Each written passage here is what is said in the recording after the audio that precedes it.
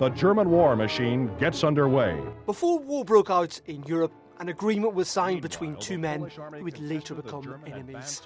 Stalin and Hitler had agreed not to attack each other. For most, it's only one piece of history, but it's now at the centre of a major political row. Adolf Hitler invaded Poland. That's how it all started. But there have been consistent claims by the Poles, whereby in the end the Soviet Union appears as a savior who saved us from Adolf Hitler.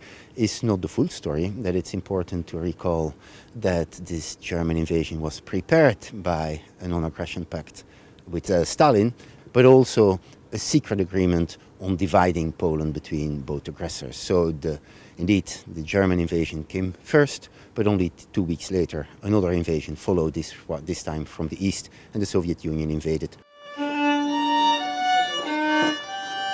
And now as the world gathers to remember the 75th anniversary of the liberation of Auschwitz, the bitter dispute is overshadowing commemorations with two competing ceremonies. One in Jerusalem was not attended by the Polish leaders, while one planned on Monday will not feature the Russian presidents. Its army lost 600,000 people for the liberation of Poland. Let's leave it on the conscience of Mr. Duda. Unfortunately, in today's Poland, we see numerous attempts to rewrite history.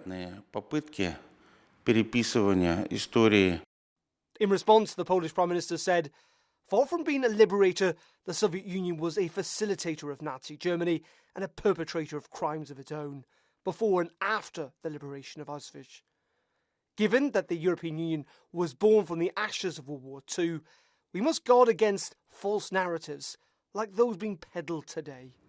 Politically, the EU institutions are backing Poland in all of this. The European Parliament passed a resolution blaming that non-aggression pact on the start of the Second World War. And indeed, the Commission has also blamed Russia. They've condemned what they call any false claims that attempt to distort the history of the war. Politicians everywhere have always used the past to serve their own aims. But for both the governments of Russia and Poland, much of their claim to history is a central pillar to their support. And it means that both sides are unlikely to change that narrative anytime soon. Darren McCaffrey for Euronews.